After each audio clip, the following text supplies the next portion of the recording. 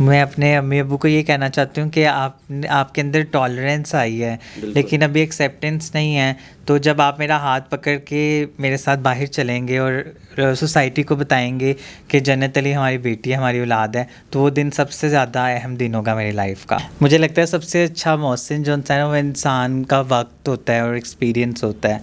तो मैं अपने एक्सपीरियंस और जो ये सख्त वक्त आता है, अगर वो ना आता तो शायद मैं वो गिर के संभलना ना सीखती। मेरा पाकिस्तान की वीडियोस को देखने के लिए चैनल को सब्सक्राइब कीजिए और बेल आइकन को क्लिक करना मत भूलिए ताकि आपको हमारी तमाम आने वाली वीडियोस बआसानी मिल सकें। बिस्मिल्लाहिर्रहमानिर्रहीम, अस्सलाम वालेकुम नाज़रीन, आप देख रहे हैं मेरा पाकिस्तान और मैं हूं आपका होस्ट हारिस भट्टी।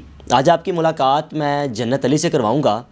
इनकी ज़िंदगी की कहानी जब आप जानेंगे तो आप अश करेंगे कि वाकई अगर ख्वाजा सरावी माशरे में अपना किरदार अदा करना चाहे तो वो किस तरह कर सकता है।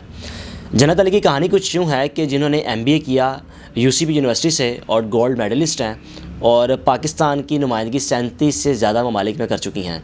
और इम्पॉर्टेंट बात इनके हवाले से ये है कि पाकिस्तान में एक कानून पास हुआ ख्वाजा सराओं के हवाले से जिनमें उनका ID कार्ड बन सकता है, उनको एक मुकम्मल आप ये कह सकते हैं कि शहरियत के तौर पर उनको एक्सेप्ट किया जा सकता है। तो उस कानून पास करवाने में भी इनका किरदार है। मैं अगर इनकी कहानी के बारे में बताता चलूँ तो शायद एक लंबी तहरीर हो जाए। ये आर्टिविस्ट भी हैं। आर्टिविस्ट मैं इनको इसलिए कह रहा हूँ, ये आर्टिस्ट तो हैं ही हैं लेकिन साथ ही साथ ये एक्टिविस्ट भी हैं। और अगर दोनों का लफ्ज़ों का अगर मिला के कहा जाए तो इनको आर्टिविस्ट कह सकते हैं। ट्रैक टी के नाम से ऑर्गेनाइजेशन भी चला रही हैं और 1 माह कबल ये डेनमार्क से होकर आई हैं जहाँ की वहाँ की प्रिंसेस ने इनको इन्वाइट किया था और दुनिया की सबसे बड़ी ह्यूमन राइट कॉन्फ्रेंस में इन्होंने पाकिस्तान की नुमाइंदगी की। इनसे बात करते हैं। ये पाकिस्तान की खूबसूरत ख्वाजा सरा हैं और ख्वाजा सराओं को आपने सड़कों में भीख मांगते देखा होगा। मुख्तलिफ आप ये कह सकते हैं कि आपने उनको डांस करते देखा होगा, प्लेटफॉर्म्स पे स्टेज डांसर आपने उनको करते देखा होगा या किसी शादी के फंक्शनों पे। इन्होंने इस चीज़ को बिल्कुल भी एक्सेप्ट नहीं किया और अपने आप को इस मुआशरे में मनवाने की कोशिश की और आज ये अपने आप को मनवा चुकी हैं। पाकिस्तान में जो ख्वाजा सरा पैदा होता है, जिनकी 90% जो वालिदैन होते हैं वो घर से बाहर निकाल देते हैं। इनका शुमार उन 10% वालिदैन में से हैं जिन्होंने इनको एक्सेप्ट किया और आगे बढ़ने में इनकी मदद की। और आज ये पाकिस्तान का वो चेहरा है जिसकी पूरी दुनिया में धूम है और साथ ही साथ पूरे ख्वाजा सराओं के लिए एक बहुत बड़ी एग्जाम्पल हैं जो ये मेरे साथ बैठी हुई हैं। इनसे बात करते हैं। अस्सलाम वालेकुम। वालेकुम अस्सलाम। शुक्रिया इतने खूबसूरत तारुफ और कॉम्प्लीमेंट। ये अल्फाज बहुत कम है आपकी खूबसूरती के लिए, आपके किरदार के लिए, करैक्टर के लिए। मुझे ये बताएं कि ख्वाजा सराओं को मैंने सड़कों पे भीख मांगते देखा है, ख्वाजा सराओं को मैंने मुख्तलिफ प्लेटफॉर्म्स पे डांस करते देखा है, ख्वाजा सराओं को मैंने जगह जगह दरबदर होते देखा है। इसके बावजूद कि वो अपने आप को मनवा सकते हैं, जो कि आप बहुत बड़ी एग्जाम्पल हैं। छोटा सा बता दें इस टेन्योर में कि किस तरह आपने इसको हासिल किया। यूनिवर्सिटी में आना जाना, घर से जाना, माशरे को देखना, लोगों को डील करना। थोड़ा सा बताएं कि किस तरह आज इस मुकाम पे हैं। सबसे पहले आती है कि आपकी नीयत, बिल्कुल। फिर आता है आपका हार्ड वर्क और then comes positivity.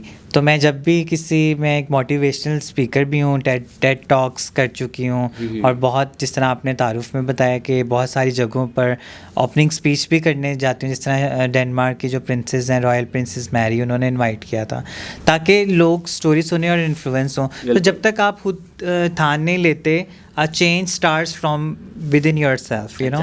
Whenever you try to change yourself, then point out others, फिर impact होता है। सबसे पहले आप खुद को चेंज करते हैं, फिर सोसाइटी को चेंज। तो मैंने खुद को एक्सेप्ट किया और मैंने सोचा कि मैंने ये जो एक इमेज है, बेगिंग करते हैं और जो गलत नामों से बुलाते हैं, ये किस तरह चेंज करना है। बस ये ठान ली थी। फिर अपनी एजुकेशन पे फोकस किया और चूँकि मुझे आर्ट से बहुत लगाव था, मुझे लगता था कि आर्ट इतना खूबसूरत मीडियम है कि आप बहुत सारी बातें विदाउट एनी रिसोर्स और बहुत खूबसूरत अंदाज में कन्वे कर सकते हैं और उस पर ज़्यादा रिएक्शन भी नहीं नेगेटिव आता लोगों का। बिल्कुल। आप अपने वालिद से अपने वालिदैन को क्या पैगाम देना चाहेंगी और साथ साथ उन 90% वालिदैन को क्या पैगाम देना चाहेंगी जो एक्सेप्ट नहीं करते, लेकिन आपके वालिदैन एक्सेप्ट किया जिन वजह से आप इस मुकाम पे हैं? मैं अपने अम्मी अब्बू को ये कहना चाहती हूँ कि आपके अंदर टॉलरेंस आई है, लेकिन अभी एक्सेप्टेंस नहीं है। तो जब आप मेरा हाथ पकड़ के मेरे साथ बाहर चलेंगे और सोसाइटी को बताएंगे कि जन्नत अली हमारी बेटी है, हमारी औलाद है, तो वो दिन सबसे ज़्यादा अहम दिन होगा मेरी लाइफ का। और आपको मज़ीद बताता चलूँ कि आपने कोई ख्वाजा सरा मूवीज़ में काम करता नहीं देखा होगा आज तक। ये पाकिस्तान की वो ख्वाजा सरा हैं जो पाकिस्तान की मारूफ एक्ट्रेसेस जिनका नाम मायरा ख़ान है, इसके अलावा भी उनके साथ काम कर चुकी हैं और मज़ीद कर रही हैं और इनके मुख्तलिफ प्रोजेक्ट साइन हो चुके हैं। मुझे ये बताएं कि आप अपनी जो कामयाबी के झंडे हर जगह आप ऐसा गाड़ रही हैं कि जिस तरह अब आपने पहले एक कानून पास करवाया जहाँ पर आईडी कार्ड बन सकते हैं, इस हवाले से थोड़ा बताएं और फिर आगे अपने प्रोजेक्ट के बारे में बताएं कि जो आपने अब मूवीज़ में काम करना शुरू किया, इनकी 3 मूवीज़ आ रही हैं इंटरनेशनल मूवीज़ जिन्होंने इसमें काम किया है, इस हवाले से थोड़ा बताइएगा। जी, सबसे पहले देखें, मैं कभी भी फ़न को बुरा नहीं कहती। आप कहते हैं ख्वाजा असरा नाचते हैं, ठीक है, लेकिन मैं चाहती हूँ अगर वो नाचें तो उनको भी एक आर्टिस्ट की नज़र से देखा जाए, अगर वो परफ़ॉर्म करें, और अगर वो परफ़ॉर्म करें तो वो एक आर्टिस्ट के तौर पर अच्छी स्टेज पर परफ़ॉर्म करें, ना कि जहाँ लोग उन्हें नोचें, उनके कपड़े खींचें। और क्योंकि देखें फ़न बहुत खूबसूरत चीज़ है, मैंने भी फ़न को ही यूज़ किया है, लेकिन अल्हम्दुलिल्लाह आई एम वेरी लकी कि मैंने बहुत अच्छे प्लेटफॉर्म्स, मैंने अपना स्टार्ट ही शुएब मंसूर साहब के साथ किया और माहिरा खान के साथ मेरा दुआए रीम सॉन्ग रिलीज़ हुआ। फिर एक प्ले था तीसरी धुन, उसमें हम 6 ट्रांसजेंडर थी, और शायद आपको इस चीज़ का इतना इल्म ना हो कि हम मेरे से पहले भी बहुत सारी ट्रांसजेंडर्स आई हैं मूवीज़ में, लेकिन उनको बहुत ही नेगेटिव तरीके से दिखाया जाता था, यानी मजाक बनाया जाता था या अच्छा रोल नहीं होता। लेकिन मैंने कोशिश की कि मैं ये एक जो artist, being a trans artist, जो हमारे साथ स्टिग्मा और जो तफरीक की जाती है वो ख़त्म करूँ। तो अल्हम्दुलिल्लाह मैंने वो ख़त्म की। कोक स्टूडियो में भी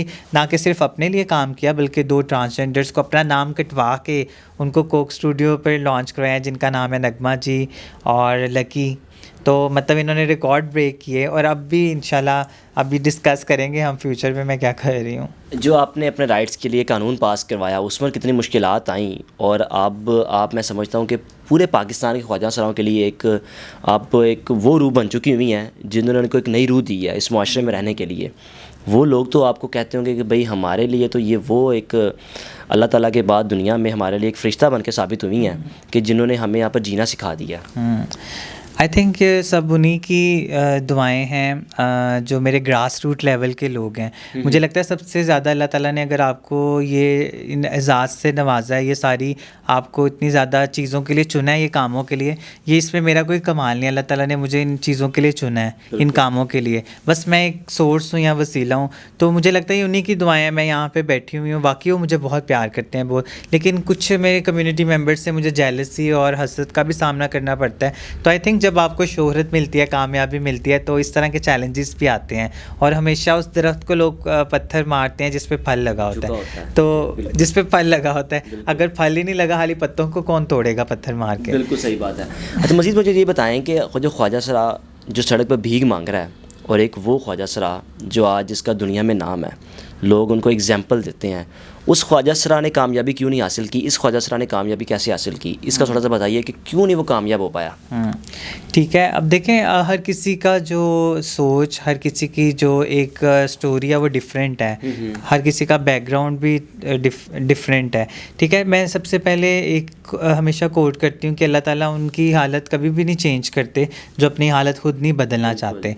हमें भी सोचना पड़ेगा कि हम देखें, चैलेंजेस मुझे भी आए, मेरे घर वाले भी कहते थे कि अब तुम घर से चली जाओ, अब आइंदा से ना आना। बहुत सारी खुशियों में वो मुझे भी छुपा देते थे। अच्छा। जब बहन भाइयों की होती थी और मैं उन्हें सपोर्ट भी करती थी, और बहुत सारे मौक़ों पे तो मुझे बड़ा पेनफुल लगता था कि मतलब मैं तो उनको सपोर्ट कर रही हूँ उनकी शादी में, पढ़ाई में, लेकिन जब उनकी कोई मतलब खुशियाँ कुछ आते तो मुझे इग्नोर क्यों किया जाता है। लेकिन कोई बात नहीं, मुझे लगता है अल्लाह ताला उनके लिए ज़्यादा आजमाइश उन्हीं को पेश आती है जिनसे अल्लाह ताला ज़्यादा प्यार करते हैं। तो मैं इस आजमाइश को बहुत पॉजिटिव लेती थी। मुझे हर इस तरह के तजर्बे ने ज़्यादा मजबूत किया है दिन ब दिन, और मुझे लगता है अल्लाह ताला ने मुझे इसलिए कामयाब किया। कोई ऐसा दिन नहीं है जब मैं सोने से पहले सोचती नहीं कि आज मैंने किसी के लिए कुछ किया है, बेशक वो जानवर हो, पौधे हो या इंसान हो। तो मैं सोने से पहले हमेशा ये सोचती हूँ कि आज मैंने क्या किया है। और जो बड़ी ज़बरदस्त बात इनके हवाले से मज़ीद ये है, ये 5 वक्त की नमाज़ अदा करती हैं, चाहे वो ये मूवीज़ में काम कर रही हैं, कहीं पे भी हैं, इन्होंने अल्लाह के यहाँ 5 वक्त हाज़िरी ज़रूर देनी है। इस हवाले से थोड़ा बताइएगा कि लोगों के लिए एक बड़ी इंस्पिरेशन मज़ीद होगी कि जो मसरूफ़ियात के होने के बावजूद नमाज़ नहीं पढ़ते, या फ्री होने के बावजूद आपको सारा दिन आपका शेड्यूल ही बड़ा बिजी होता है, लेकिन मजाल है कि हम नमाज़ छोड़ दें। बस ये कज़ा हो जाती है, लेकिन मेरी पूरी कोशिश होती है कि चलते फिरते मैं, जिस तरह सोने की दुआ है, उठने की दुआ है, चलने की दुआ है, और मतलब पढ़ना है, पढ़ने लिखने से भी पहले की दुआ है। तो ये मतलब अल्लाह ताला से इन टच रहती हूँ। मैं ये नहीं कहती कि मेरे से मिस भी हो जाती हैं, लेकिन मेरी कोशिश पूरी होती है कि मैं अपने हर ज़िंदगी के हर डिपार्टमेंट को बैलेंस रखूँ। बड़ी बात है। बेशक आर्ट है, बेशक फैमिली है, बेशक मेरी कम्युनिटी है, बेशक रिलीजन है। मतलब मैं चाहती हूँ कि एक जो हमारी सुन्नत है कि इंसान को एक बैलेंस लाइफ गुजारनी चाहिए। बिल्कुल। तो मैं कोशिश करती हूँ, मैं अपनी ऑडियंस को भी ये कहना चाहती हूँ कि अगर आप कोशिश करें तो सब देखें। ख्वाजा सरा को इतना आप लोग कमतर समझते हैं, अगर वो कानून पास करवा सकते हैं, वो स्टडी में गोल्ड मेडल ले सकते हैं, तो अगर वो परफॉर्मिंग आर्ट्स में अपना नाम बनवा सकते हैं, तो आप सब भी कर सकते हैं। हर इंसान की ज़िंदगी में आखिर में सवाल ही करना चाहूँगा, मोहसिन होता है। मैं मोहसिन उसको मानता हूँ कि जिसने आपको लाइफ में रिजेक्ट किया हो और आप कामयाब हो जाएं। अब मोहसिन मैं उसको मानता हूँ। आपकी लाइफ का मोहसिन कौन है जिसने आपको रिजेक्ट किया, आपको ठुकराया और आज आप इस मुकाम पे हैं? और अगर आपको मोहसिन वो कहीं मिल जाए तो आप उसको कहेंगे सर आपने एक वक्त था मुझे ठुकरा दिया था कि ये तो कुछ कर ही नहीं सकती। मुझे लगता है सबसे अच्छा मोहसिन जो इंसान है वो इंसान का वक्त होता है और एक्सपीरियंस होता है। तो मैं अपने एक्सपीरियंस और जो ये सख्त वक्त आता है, अगर वो ना आता तो शायद मैं वो गिर के संभलना ना सीखती। तो मैंने, बल्कि आप यहाँ पे आए हैं, मैंने अपनी जगह भी सेफ बनाई है। मुझे कभी भी लगता है कि कुछ भी हो सकता है। मैं हमेशा I hope for the best but prepare for the worst. मुझे लगता है कि मैं अच्छी की उम्मीद रखूं, लेकिन अपने एक बैकएंड पे मेरी अगर कोई बुरा वक्त आता है तो मेरी तैयारी भी मुकम्मल होनी चाहिए। तो ये वक्त ही है जो सबसे बड़ा मोहसिन भी है, और वक्त आपको दुश्मन तो लगता है लेकिन आपको बहुत कुछ सिखाता है। अपने YouTube चैनल के हवाले से बताइए, और मैं समझता हूँ कि आपको लाजमी इनका चैनल विज़िट करना चाहिए। आपको अपनी मज़ीद कहानी वहाँ पे बताएंगे भी, और ट्रांसजेंडर कम्युनिटी के लिए काम कर रही हैं। इनको ज़्यादा से ज़्यादा सपोर्ट करें ताकि फ़ंडिंग इनको आए, ये काम कर सकें, उनकी ज़िंदगी में तब्दीलियाँ ला सकें। चैनल के बारे में आखिर थोड़ा बता दीजिए। जी, मेरा जन्नत अली ऑफिशियल के नाम से यूट्यूब चैनल है और इंस्टाग्राम भी। और मैंने ये इसलिए स्टार्ट किया था, जब कोविड आया था तो मैंने देखा कि अब हम उस तरह से जाके अपनी बात नहीं कह पा रहे। तो फिर मैंने अपना शो स्टार्ट किया जर्नी विद जन्नत के नाम से। बहुत सारे लोगों को पता ही नहीं कि ट्रांसजेंडर से बात कैसे शुरू करनी है। तो इस चैनल में मैंने गेस्ट इनवाइट किए, पॉलिटिशियंस, डॉक्टर्स और सिंगर्स, ट्रांस आइकॉन्स, ताकि लोगों को पता चले कि हमारे साथ बैठने में कोई शर्म नहीं है। तो इसमें फ़र्स्ट टाइम ये हिस्ट्री का इंफोटेनमेंट शो है जो साउथ एशिया में है, और आई एम वेरी लकी कि मुझे ये अपॉर्चुनिटी मिली। और सारे हमारे बहुत कोलीग्स हैं वो भी ट्रांस के चैनल चला रही हैं, लेकिन एक इंफोटेनमेंट शो फर्स्ट है जिसमें बहुत बड़े बड़े एक स्पॉन्सर्ड सेगमेंट हैं और प्रॉपर लोग आते हैं। तो मैं चाहती हूँ आप सब सब्सक्राइब करें इसको। शुक्रिया, जज़ाकल्लाह, बहुत शुक्रिया आपका। शुक्रिया, अल्लाह हाफ़िज़। नाज़रीन, आपने जन्नत अली की खूबसूरत गुफ्तगू सुनी और मुझे इनकी गुफ्तगू से बहुत कुछ सीखने को भी मिला। और आखिर में यही कहना चाहूँगा कि जितना हो सके आप जन्नत अली की ज़िंदगी को मज़ीद जानिए। पाकिस्तान में जितने भी ख्वाजा सरा वो किस हाल में ज़िंदगी गुजारते हैं वो भी आपने जाना, मगर अगर कोई ख्वाजा सरा मुआशरे में अपने आप को मनवाना चाहे, अपना लोहा मनवाना चाहे, तो सबको जन्नत अली की ज़िंदगी से सीखना चाहिए कि जिसको सिर्फ शोहरत पाकिस्तान में नहीं बल्कि दुनिया के 37 ममालिक में शोहरत हासिल है। और इम्पॉर्टेंट बात कि डेनमार्क की प्रिंसेस अगर आप इनको बुला रही हैं तो इसमें पाकिस्तान का भी नाम रोशन उन्होंने किया है कि किस तरह जाके पाकिस्तान की नुमाइंदगी की। और अब मज़ीद इंशाल्लाह उम्मीद है कि आने वाले वक्तों में कामयाबी के झंडे गाड़ती रहेंगी